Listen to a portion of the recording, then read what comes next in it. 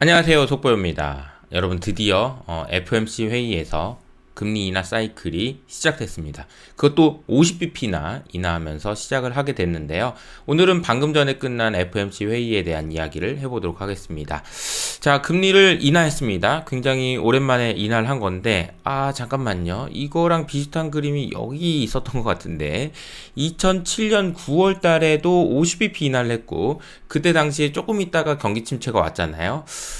이것도 그러면 느낌이 이상해 라는 생각을 할 수가 있고, 많은 분들이 이 부분에 대해서 의구심을 품었고, 기자회견장에서도 그런 이야기들이 나왔는데, 오늘 그 내용을 자세하게 소개해 드리도록 하겠습니다. 자, 올해 시장을 복기를 해보면요, 작년 연말부터 해가지고 금리 인하 기대감이 계속 커졌다가 아예 아닌가 그랬다가 올해 4월부터는 계속해서 금리 인하에 대한 기대감이 커지는 상황이었고, 결국은 이제 금리 인하가 시작됐습니다. 성명서의 내용을 좀 보면요, 우선은 첫 번째로 금리 인하했다 라는 게 이제 첫 번째고요. 두 번째로는 물가 목표 2%까지 도달하는 데에 대해서 이 표현이 나왔어요. Greater confidence.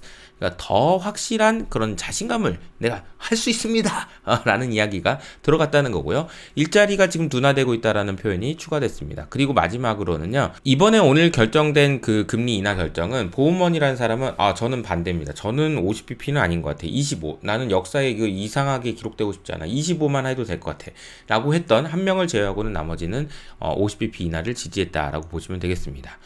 점도표에 많은 분들이 관심이 있을 것 같은데 금리는 좀 더 인하하겠다라는 부분들이 반영이 됐다라고 보시면 될 것 같고요. 오늘 성명서에서는 이 부분이 좀 인상적이었습니다. 자, 물가에 대한 자신감을 이렇게 표현해봤어요 라고 이야기를 했는데요. 이게 무슨 말이냐면요, 이 질문을 한 겁니다. 연준 의원들에게, 연준 의원님들 저기 물가 전망을 한번 좀 찍어주세요. 근데 이거 물가 전망 찍을 때 좀 자신 있어, 어때? 좀 불확실한 것 같아? 틀릴 것 같아? 맞을 것 같아? 뭐 이런 질문인 거죠. 그런데 이 그림에 보시는 것처럼 2020년 이후부터 계속해서 거의 다 이거 틀릴 것 같아, 못 맞출 것 같아, 이거 연준, 그러니까 물가가 그러니까 어떻게 될지 종잡을 수, 나는 좀 어려운 것 같아, 이런 식으로 이제 대답하던 분들이 이번에 처음으로 물가에 대한 자신감을 찾았다라는 것이 인상적이었습니다.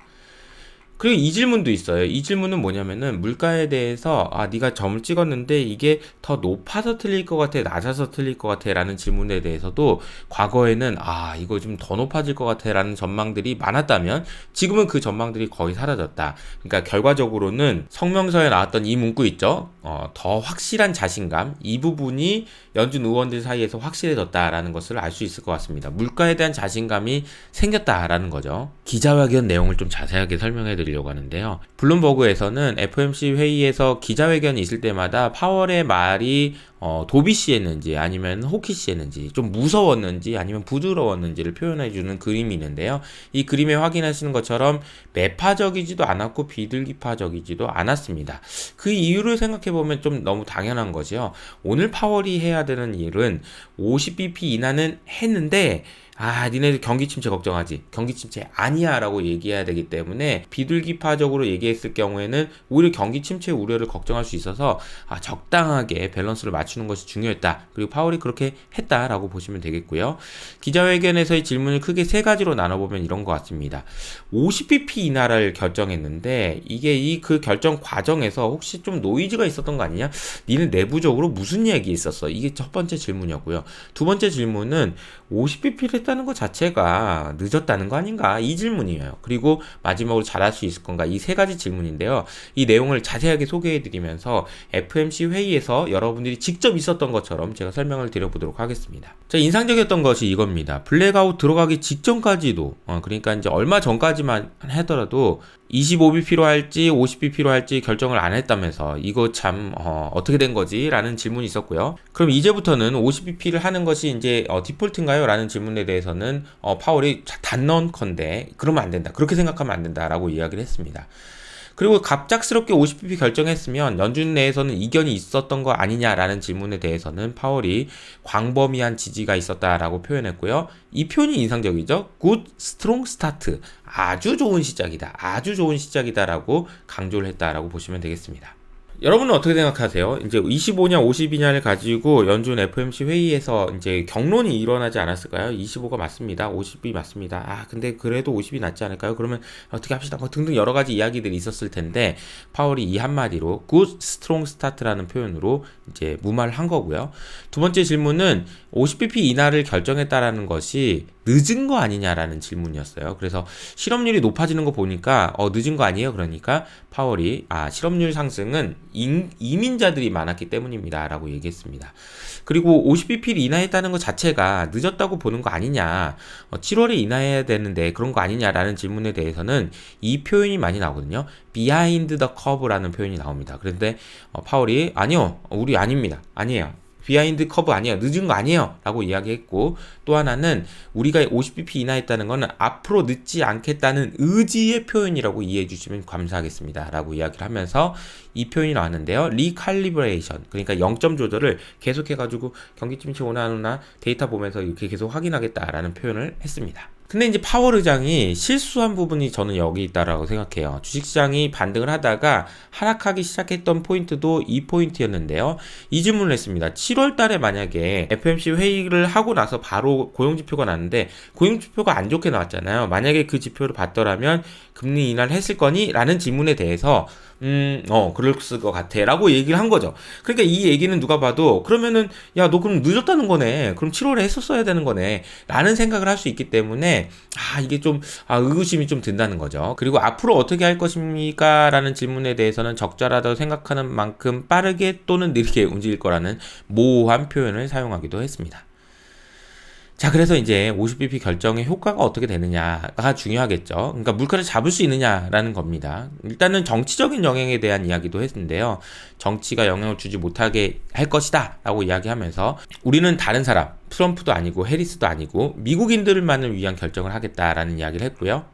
그리고 물가를 잡을 수 있느냐라는 질문에 대해서는 그거는요, 내가 그치, 연준이 정말 오랫동안 인내심을 가지고 금리 인하를 안 했기 때문에 우리가 물가를 잡을 수 있었던 겁니다 라고 아주 자신감 있게 이야기를 했고요. 경기 침체를 막을 수 있니? 라는 질문에 대해서는 이 표현이 좀 인상적이었는데요. 만약에 노동시장이 갑자기 안 좋아지면 금리를 더 빨리 내리지 뭐 라고 얘기했습니다. 이런 표현도 하면서 내가 정책 수단이 굉장히 많다라는 것을 강조했다라고 보시면 되겠고요. 마지막에 파월이 기자회견장을 나가면서 했던 이야기가 인상적입니다. 경기 침체가 임박했다고 생각하지도 않고 침체가 곧 닥칠 것이라고 보지도 않는다라고 아주 강하게 경기 침체 아니야 니네 걱정하지 마 라는 이야기를 했다라고 보시면 되겠는데요. 시장의 반응은 좀 의심스럽다라는 표현인 것 같아요.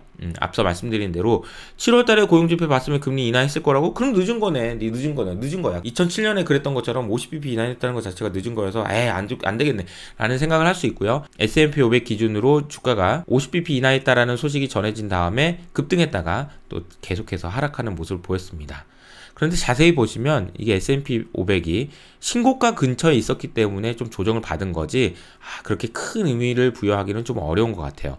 그리고 이념물 금리도 좀 반등하긴 했는데 그렇게 큰 움직임이 있었다고 보기도 어렵습니다.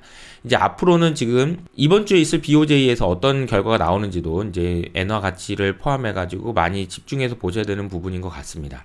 비트코인도 큰 변화는 없었던 것 같고요.